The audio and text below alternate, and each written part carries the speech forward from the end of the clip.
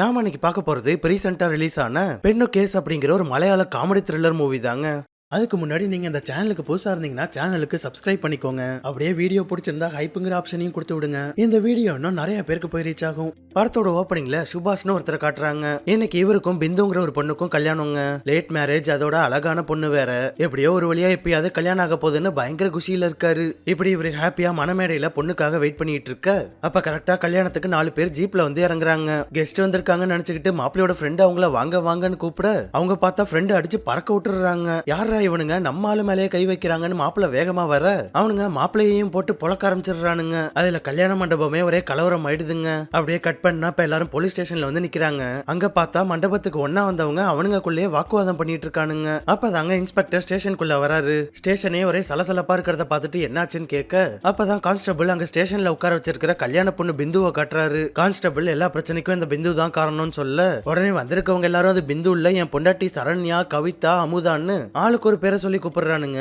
இத்தனை பேரையும் கல்யாணம் பண்ணி ஏமாத்திருக்காங்க இந்த பொண்ணு. இப்படி எல்லாரும் பிந்து கூட கல்யாணம் ஆனதை பத்தி சொல்லி புலம்பிட்டு இருந்தா சுபாஷ் குறுக்க பூந்து எனக்கும் பிந்துக்கும் இன்னைக்கு கல்யாணம் சார், அவளை ஸ்டேஷன்ல இருந்து அனுப்பி விடுங்கன்னு கேட்டுட்டு இருக்கான். இப்படி ஆளாளுக்கு அந்த பொண்ணை என் பொண்டாட்டின்னு சொல்லிட்டு இருக்காங்களா, அதனால இது சரிப்பட்டு வராதுன்னு இன்ஸ்பெக்டர் கல்யாண பொண்ணோட புருஷன்களை ஒவ்வொருத்தரா கூப்பிட்டு விசாரிக்க ஆரம்பிக்கிறாரு. என்னாச்சு என்ன பிரச்சனைன்னு கேட்டா இந்த பொண்ணு அவங்க எல்லாரையும் கல்யாணம் பண்ணி ஏமாத்திட்டு நகையோட எஸ்கேப் ஆயிட்டதா சொல்றாங்க. எல்லாரும் ஒரே மாதிரி மேட்ரிமோனியில தாங்க பொண்ணு பார்த்து கல்யாணம் பண்ணிருக்காங்க. தாலி கட்டி கல்யாணம் முடிஞ்சு வீட்டுக்கு போறதுக்குள்ள ரெஸ்ட் ரூம் போறேன்னு சொல்லி அப்படியே எஸ்கேப் ஆயிடுவா, இல்லனா வீட்டுக்கு வந்தோடனே எஸ்கேப் ஆயிடுவா. அப்படியே முடியலனா எப்படியாவது ஃபர்ஸ்ட் நைட்டுக்கு முன்னாடியாச்சும் எப்படியாவது ஜுவல்ஸோட எஸ்கேப் ஆயிடுவா. கண்ணுக்கு தெரிஞ்சு இப்ப இத்தனை புருஷனுங்க இருக்கானுங்க, கண்ணுக்கே தெரியாம இன்னும் எத்தனை பேர் இருக்காங்களோ. இவளோட டார்கெட் எல்லாரும் கல்யாண வயசாகி இன்னும் கல்யாணம் ஆகாம இருக்கிறவங்க தாங்க. மேட்ரிமோனில இவளோட போட்டோ பார்த்து ரொம்ப பிடிச்சு போய் பேசி பழக ஆரம்பிப்பாங்க. அவங்க எல்லார்கிட்டையும் தான் ஒரு அனாதன்னு சொல்லி தான் மெயின்டைன் பண்ணி வச்சிருப்பாளா.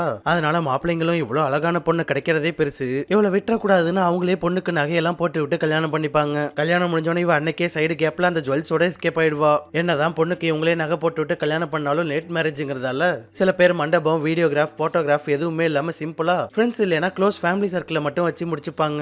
அதோட இவங்க எல்லார்கிட்டயும் அந்த பொண்ணு அவ எனக்கு போட்டோ எடுக்கிறதே ரொம்ப கூச்சமா இருக்குன்னு சொல்லி யாரும் பெருசா போட்டோ வீடியோ எதுவுமே எடுத்துக்கல. அதனால டைரக்டா பொண்ணையே கூப்பிட்டு இந்த கம்ப்ளைண்ட்டை பத்தி கேட்க அவ பார்த்தா தலையை குனிஞ்சுக்கிட்டு எதுவுமே பேசாம நிக்கிறா. அதுலயே இவ பெரிய தில்லாலங்கடியா இருப்பா போலன்னு புரிஞ்சுடுதா. அதனால ஒரு லேடி எதுக்கு மேல ஸ்டேஷன்ல வச்சுக்க வேணாம்னு அவ மேல கேஸ் பதிவு பண்ணி கோர்ட்ல ப்ரொசீட் பண்ணிடுறாங்க. அங்க இவளை 7 நாள் போலீஸ் கஸ்டடியில வச்சு விசாரிக்க சொல்லிடுறாங்க. அதனால திரும்ப கோர்ட்ல இருந்து ஸ்டேஷன் கழிச்சிட்டு போக அப்ப திடீர்னு பார்த்தா அவளை 2-3 பேர் கொல்றதுக்குலாம் வராங்க. நல்ல வேலை இன்ஸ்பெக்டரும் அவரோட டீமும் எப்படியோ ஒரு வழியா அவங்கள்ட்ட இருந்து காப்பாத்தி அந்த பொண்ணை ஸ்டேஷன் கழிச்சிட்டு வந்துடுறாங்க. அப்ப அங்க ஸ்டேஷன்ல பார்த்தா புதுசா ஒரு போலீஸ்காரர் கூலா ஹெட்போன்ல பாட்டு கேட்டுட்டு உட்கார்ந்துருக்காரு. இவர் இன்ஸ்பெக்டரோட மேலதிகாரியான எஸ்பி சுபாவோட அண்ணன் பையங்க. ட்ரைனிங் எஸ்ஐயா இங்க ஜாயின் பண்றதுக்கு வந்திருக்காரு. எஸ்பியோட ஃபேமிலிங்கிறதால இன்ஸ்பெக்டர் வந்தோன்னு சல்யூட் கூட அடிக்காம ரொம்ப கேஷுவலா ட்ரைனிங்க்கு வந்திருக்கேன்னு சொல்றாரா. அதுல இன்ஸ்பெக்டருக்கு செம்ம காண்டாயிடுது. சொந்தம் கொண்டாடுறதெல்லாம் வீட்டோட வச்சுக்கோங்க, இங்க போலீஸ் மாதிரி நடந்துக்கன்னு சொல்ல அப்பதான் அந்த இன்ஸ்பெக்டருக்கு சல்யூட்டே அடிக்கிறாரு. இப்படி இன்ஸ்பெக்டர் எல்லாரும் முன்னாடியும் பேசினது எஸ்ஐக்கு ஒரே அசிங்கமா போயிடுது. இருந்தாலும் நேரம் வரும்போது உன்னை பாத்துக்கிறேன்னு மைண்ட் வாய்ஸ்லயே பேசிக்கிட்டு அமைதியா இருந்துக்கிறான். கட் பண்ணா இன்ஸ்பெக்டர் இப்ப கோர்ட்ல இருந்து அழைச்சிட்டு வந்தா அக்யூஸ்ட விசாரிக்கிறதுக்காக வராருங்க. இவளோட பேரு ரோஹிணிங்கிறத தவிர மத்தபடி இவளை பத்தி எந்த டீட்டெயிலும் இல்ல. அவகிட்ட ஒழுங்கா எல்லா உண்மையும் சொல்லிடுன்னு கேட்க அவ பார்த்தா எதுவுமே பேச மாட்டா. பயத்துல ரொம்ப சைலண்டா உட்கார்ந்துருக்கா. இன்ஸ்பெக்டர் எவ்வளவோ பொறுமையா கேட்டு பாக்குறாரு, அதட்டி கேட்டு பாக்குறாரு. ஆனா அவ எவ்வளவு கேட்டும் வாயை திறக்க மாட்டாளா. அதுல இன்ஸ்பெக்டருக்கு கொலை வெறி ஆயிடுது. அதனால ஒரு லேடி போலீஸை விட்டு விசாரிக்க சொல்லிட்டு இன்ஸ்பெக்டர் கடுப்புல வெளில போயிடுறாப்ல. இந்த இன்ஸ்பெக்டருக்கு ஒரு லேடி சம்பந்தமா பெரிய பர்சனல் ப்ராப்ளம் இருக்குங்க.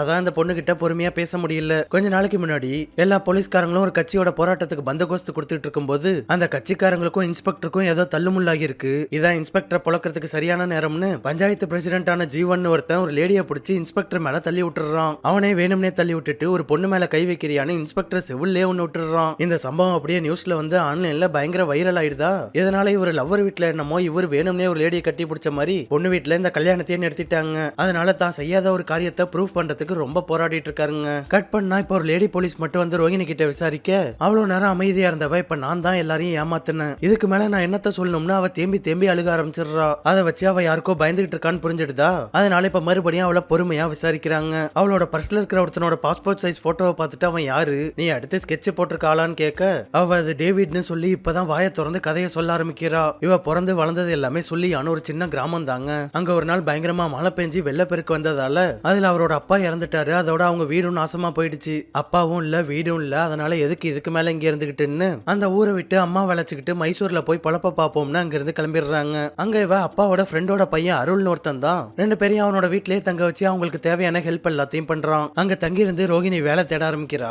டெய்லி வேலை தேடுறதே ஒரு வேலையா இருக்கு. ஆனா ஒரு வேலையும் கிடைக்க மாட்டேங்குது. அதுல ஒரு இன்டர்வியூ நடக்கிற இடம்லாம் ஆபீஸே ஃபேக்கா இருக்கு. உள்ள வேற ஒரு வேலை பார்த்துக்கிட்டு இருக்காங்க. அதோட அவளை தப்பான வேலை பார்க்கறதுக்கெல்லாம் கூப்பிடுறாங்க. இப்படி வேலை தேடி போற இடத்துல வேலை கிடைக்கிறதோ இல்லையோ ரொம்ப மோசமான எக்ஸ்பீரியன்ஸ் கிடைக்கிறதால ரோகிணி ரொம்ப மனசுடைஞ்சு போயிடுறாங்க. அதோட இங்க வேலை தேடி வந்ததுல அருளும் ரோகிணியும் ரொம்ப க்ளோஸ் ஆக ஆரம்பிச்சிடுறாங்க. அப்படியே கொஞ்சம் கொஞ்சமா ரெண்டு பேருக்கும் பயங்கர லவ்ஸ் ஆயிடுது. இப்படி உங்களோட லவ் ஆச்சும் நல்லா போயிட்டு இருக்குன்னு பார்த்தா ஒரு நாள் அம்மாவுக்கு ரொம்ப உடம்பு முடியாம போயிடுது. எவ்வளவு சீக்கிரம் ஆபரேஷன் பண்ண முடியுமோ பண்ணா நல்லதுன்னு சொல்லிடுறாங்க. அம்மாவுக்கு இப்படி ஆயிட்டதால அதுல ரோகிணிக்கு ரொம்ப ஃபீல் ஆயிடுதுங்க. இருந்தாலும் அருள் அவளுக்கு ஆறுதலா இருந்து நீ கவலைப்படாத, என்கிட்ட கொஞ்சம் சேவிங்ஸ் இருக்கு, பத்தலைன்னா பைக்கை கூட வித்துடலாம்னு சொல்றான். ஆனா ரோகிணிக்கு அருளை கஷ்டப்படுத்துறதுல விருப்பம் இல்லைங்க. அதனால ஒரு நாள் டேவிட்னு ஒருத்தனை வந்து மீட் பண்றா. இவ பல கம்பெனிஸ்க்கு இன்டர்வியூக்கு போகும்போது ஒருத்தன் ஃபேக்கான ஆபீஸ் வச்சிருந்தான்ல அவன் தான். இவன் ஏதாவது பொண்ணுங்களை பிடிச்சி அவங்கள அனாத மாதிரி மேட்ரிமோனியில போட்டு மிடில் ஏஜ் ஆளுங்களா ஃபில்டர் பண்ணி அவங்க கூட கல்யாணம் பண்ண வச்சிருவான். மாப்பிள்ளைங்களும் பொண்ணுக்கு யாரும் இல்லாததால அவங்களே நகை போட்டு விட்டுருவாங்க. கல்யாணம் முடிஞ்சோன்னா அந்த பொண்ணு எஸ்கேப் ஆகி வந்து இவன் கிட்ட நகையை கொடுத்தோன்னா அந்த அளவுக்கு ஏத்த மாதிரி அவங்களுக்கு பேமெண்ட் கொடுப்பான். அது மாதிரியே ரோகிணி அவ அம்மாவோட ஆபரேஷனுக்காக ஒரு கல்யாணம் பண்ணிட்டு நகையோட வர சொன்ன மாதிரியே டேவிட் அவளுக்கு பெரிய பேமெண்ட் கொடுக்கறான். அந்த காசை வச்சு நல்லபடியா அம்மாவோட ஆபரேஷனை முடிச்சிடுறா. அதுக்குள்ள எப்படி இவ்வளவு அமௌண்ட் ரெடி பண்ணேன்னு அருள் கேட்க இவ தன்னோட நகை எல்லாத்தையும் வித்து ரெடி பண்ணதா சொல்லி மலிப்பிடுறா. ஆனா அந்த ஒரு வேலை முடிஞ்சதுக்கு அப்புறமும் டேவிட் ரோகிணியை விடலங்க. அவரோட கல்யாண போட்டோவெல்லாம் காட்டி அவளை பிளாக்மெயில் பண்ணி அவன் எப்ப கூப்பிட்டாலும் வந்து நான் சொல்ற வேலையை செய்யணும்னு சொல்லிடுறான். அதனால வேற வழி இல்லாம இப்படிப்பட்ட வேலையில இருந்து வெளில வர முடியாம பல ஊர்ல பல ஆம்பளைங்களை வெவ்வேறு மதத்தை சேர்ந்தவங்கள டேவிட் யார கைய காட்டுறானோ அவங்கள கல்யாணம் பண்ணிக்கிறா. இப்படி இவ ஏதோ தப்பு பண்ணிட்டு இருக்கான்னு அருளுக்கு சந்தேகம் வர இதுக்கு மேலேயும் எல்லாத்தையும் அவன்கிட்ட மறைக்க முடியாதுன்னு ரோகிணி அருள் கிட்ட டேவிட பத்தி எல்லா உண்மையும் சொல்லிடுறா. இருந்தாலும் அதை கேட்டோன்னு கோவப்படாம என்ன பண்ணலாம்னு பொறுமையா யோசிக்க ஒரு நாள் இவன் ஹெல்ப்போடைய ரோகிணி டேவிடோட இடத்துக்குள்ள பூந்து டேவிடோட சிஸ்டம்ல இருந்து என்னென்ன ப்ரூஃப்லாம் கிடைக்குதோ அதை ஒரு பென்ட்ரைவ்ல காப்பி பண்ணிக்கிறா. அந்த ப்ரூஃப் எடுத்துக்கிட்டு ரெண்டு பேரும் போலீஸ் கிட்ட வந்து டேவிட பத்தி சொன்னா போலீஸ்காரங்க இவங்களை மதிக்கவே மாட்டாங்க. ரொம்ப நேரமா ஓரமா உட்கார வச்சிடுறாங்க. போலீஸ்காரங்களும் டேவிடோட ஆளுங்க தாங்க. அதான் கம்ப்ளைண்ட் எடுத்துக்கவே இல்ல. அதோட இவங்க கம்ப்ளைண்ட் கொடுக்க வந்தது டேவிடோட காதுக்கு போயிடுதா. அதனால அவன் ஆளுங்களோட ரோகிணி வீடு புந்து அவளையும் அருளையும் போட்டு அடிச்சு டார்ச்சர் பண்ண ஆரம்பிச்சிடுறாங்க. அப்பதான் புதுசா ஒரு கேரக்டர் காட்டுறாங்க. அவன் அந்த வீட்டுக்கு வரான். மேட்ரிமோனி மூலமா அவ்வளவு ஆம்பளைங்களை ஏமாத்துற வேலைக்கு பின்னாடி இருக்கிறது வேற யாரும் இல்லங்க. ஒரு பஞ்சாயத்து பிரசிடென்ட் ஜீவன் இருக்கான்ல அவன் தான். அதாவது இன்ஸ்பெக்டர் மேல ஒரு லேடியை தள்ளி விட்டு அதை சாக்கா வச்சு அவரை அடிச்சு அந்த வீடியோ வைரல் ஆகி அவர் வாழ்க்கையே கேள்விக்குறியாச்சுல்ல அந்த ஜீவன் தாங்க. இப்ப ஜீவனை வச்சு செய்யறதுக்கு இன்ஸ்பெக்டருக்கு ஒரு பெரிய கேஸ் மாட்டிக்கிச்சா. அதனால அவருக்கு இந்த கேஸ் மேல இன்னும் ஆர்வம் அதிகமாயிடுது. இப்படி ரோகிணி இங்க இந்த கதையெல்லாம் சொல்லி முடிக்க அப்ப விஜயகுமார்னு புதுசா ஒருத்தன் அவனோட ஒய்ஃபை காணும்னு வந்து கம்ப்ளைண்ட் கொடுக்கறான். இவனை துர்காங்கிற பேர்ல ஒரு லாயரா வந்து ஏமாத்திருக்காங்க.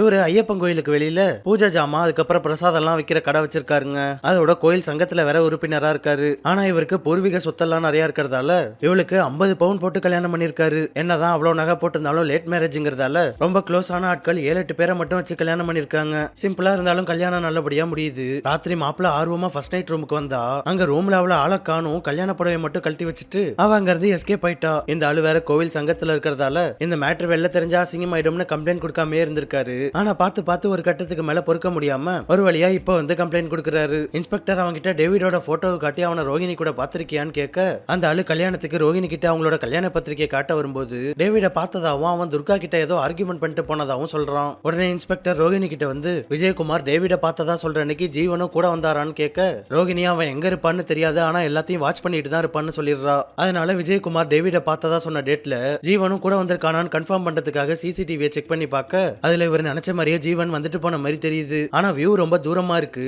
அதுவும் அவன் எதுக்காக வந்துட்டு போனான்னு எதை பத்தியும் ஐடியா இல்ல. இப்படி எல்லாத்துக்கும் பின்னாடி ஜீவன் தான் இருக்கான்னு தெரிஞ்சும் ஸ்ட்ராங்கான எவிடன்ஸ் இல்லாததால அவனை பிடிக்க முடியலையா. அதனால இன்ஸ்பெக்டர் அடுத்து என்ன பண்றதுன்னு தெரியாம எந்த லீடும் கிடைக்காம முழிச்சிட்டு இருக்க இதான் சரியான டைம்னு ட்ரைனிங் எஸ்ஐ உள்ள புந்துடுறாரு. இங்க ஸ்டேஷன்ல யாரும் ஒழுங்கா வேலை பார்க்க மாட்டாங்க. ஒரு கேஸையே ரொம்ப நாள் போட்டு உருட்டிட்டு இருக்காங்கன்னு ட்ரைனிங் எஸ்ஐ அவரோட எஸ்பி அத்தைக்கு கால் பண்ணி போட்டு கொடுத்துறாப்ல. அவ்வளவுதான் எஸ்பி உடனே இன்ஸ்பெக்டரை நேர்ல கூப்பிட்டுறாங்க. இவர் என்ன அந்த பொண்ணு கேஸையே முடிக்காம உருட்டிட்டு இருக்காருன்னு அதை எஸ்ஐ பார்த்து பாருன்னு சொல்லிட்டு நீ நாளைக்கு மினிஸ்டர் அட்டென்ட் பண்ற ஃபங்க்ஷனுக்கு பாதுகாப்பு கொடுக்குற வேலையை பாருன்னு சொல்லி அனுப்பிடுறாங்க. அதுவும் இன்ஸ்பெக்டர் உங்க அண்ணன் பையனை சல்யூட் அடிக்க வச்ச மாதிரி இவரையும் வேணும்னே சல்யூட் அடிக்க மறந்துட்டேன் சல்யூட் அடிக்க வச்சு அனுப்பி வைக்கிறாங்க. இவர் அங்க இருந்து வெளில வந்தா பஞ்சாயத்து பிரசிடென்ட் ஜீவன் எஸ்பியை பாக்குறதுக்கு உள்ள போறான். இந்த ஜீவனும் எஸ்பியும் ரொம்ப க்ளோஸ் ஃப்ரெண்ட்ஸுங்க. இருந்தாலும் இப்போதைக்கு அவன் சம்பந்தமா எந்த ப்ரூஃபும் இல்லாததால இன்ஸ்பெக்டர் இன்ஸ்பெக்டர் எதுவும் பண்ண முடியாம அமைதியா அங்க இருந்து கிளம்பிடுறாப்ல. இப்ப என்ன பண்றதுன்னு தெரியாம ஸ்டேஷனுக்கு வந்தா அங்க ரோகிணி அவர்கிட்ட ஏதோ ஒரு விஷயம் சொல்லணும்னு சொல்றா. என்னன்னு கேட்டா இவ சுபாஷா கல்யாணம் பண்ணிக்கிறதா அந்த 2 நாளைக்கு முன்னாடி இவளும் இவளோட ஆளு அருளும் பஸ் ஸ்டாண்ட்ல மீட் பண்ணிருக்காங்க. போலீஸ் கிட்ட மாட்டிக்கிட்ட அந்த ப்ரூஃபை கொடுத்துருன்னு சொல்லி டேவிடோட சிஸ்டம்ல இருந்து எடுத்துட்டு வந்தா அவங்களோட ப்ரூஃபை பென்ட்ரைவ்ல கொடுத்துட்டு போயிருக்கான். அது இப்ப பஸ் ஸ்டாண்ட்ல லாக்கர் ரூம்ல அவ வச்சிருக்க பேக்ல இருக்கிறதா சொல்றாங்க. ஆனா எஸ்பி இந்த கேஸை எஸ்ஐக்கு மாத்தி விட்டு இவருக்கு வேற ஒரு வேலை கொடுத்திருக்கிறதால இவர் வேற ஒரு பிளானோட எஸ்பி பாதுகாப்பு கொடுக்க சொல்லி இந்த ஃபங்க்ஷனுக்கு வராரு. அங்க அந்த ஃபங்க்ஷனுக்கு எஸ்பியும் அவங்க கூட பஞ்சாயத்து பிரசிடென்ட் ஜீவனும் வந்திருக்காங்க. இன்னொரு பக்கம் ரோகிணி ஒழுங்கா சாப்பிடாம மயக்கம் வர மாதிரி ஆயிட்டதால அவளை எஸ்ஐயும் ஒரு லேடி கான்ஸ்டபிளும் ஹாஸ்பிட்டலுக்கு அழைச்சிட்டு வந்திருக்காங்க. அப்ப கூட அந்த லேடி கான்ஸ்டபிள் அவங்க ரெகுலரா பாக்குற நாடகத்தை ரொம்ப சீரியஸா பாத்துக்கிட்டு இருக்காங்க. அங்க ரோகிணி எஸ்ஐ கிட்ட ரெஸ்ட் ரூம் போகணும்னு சொல்ல அவங்களும் ரெஸ்ட் ரூம் அழைச்சிட்டு வந்து விடுறாங்க. லேடி கான்ஸ்டபிள் ஏதோ கால் வந்துட்டதால போன் பேசிக்கிட்டே வெளில போக ரோகிணியை ரெஸ்ட் ரூம்ல விட்டுட்டு எஸ்ஐ கொஞ்சம் தூரமா வந்து நின்னுக்கிறாரு. ஆனா ரொம்ப நேரம் ஆகி ரோகிணி ஆளை காணுமா. அதனால எஸ்ஐ ஒரு கட்டத்துக்கு மேல பொறுமையா இருக்க முடியாம வேகமா வந்து பாத்ரூம் கதவை தட்டினா அங்க எந்த ரெஸ்பான்ஸும் இல்ல.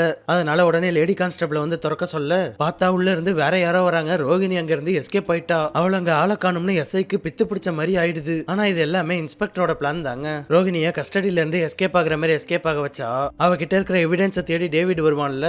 அப்ப டேவிட வளைச்சு பிடிச்சிடலாம், அவனை வச்சு ஜீவனையும் தூக்கிடலாம்னு மாஸ்டர் பிளான் போட்டிருக்காப்ல. அதுவும் ரோகிணி இப்ப எஸ்ஐயோட கஸ்டடியில இருக்கிறதால இன்ஸ்பெக்டர் அவர் டீமோட சேர்ந்து பிளான் போட்டு ரோகிணி இப்ப ஹாஸ்பிட்டல்ல இருந்து எஸ்கேப் ஆக வச்சுட்டாரு. இப்ப இன்ஸ்பெக்டர் அவர் இருக்கிற ஃபங்க்ஷன்ல இருந்து ஹாஸ்பிட்டலுக்கு வந்தவர் எஸ்ஐக்கு தெரியாம ரோகிணியா அங்க இருந்து பிக்கப் பண்ணிக்கிறாரு. நேரா அவளை பஸ் ஸ்டாண்டு கழிச்சிட்டு வந்தவர் லாக்கர் ரூம்ல இருக்கிற அவளோட பேக்கை எடுக்க அவ அதுல வச்சிருந்த பென்ட்ரைவை இன்ஸ்பெக்டர் கிட்ட ஹேண்ட் ஓவர் பண்ணிடுறா. இப்ப ரோகிணிய பஸ் ஸ்டாண்ட்ல ட்ராப் மாதிரி செட் பண்ணி உட்கார வச்சுட்டு டேவிட பிடிக்கிறதுக்காக இன்ஸ்பெக்டரும் அவரோட டீமும் மஃப்டில பஸ் ஸ்டாண்ட ரவுண்ட் அப் பண்ணி நிக்கிறாங்க.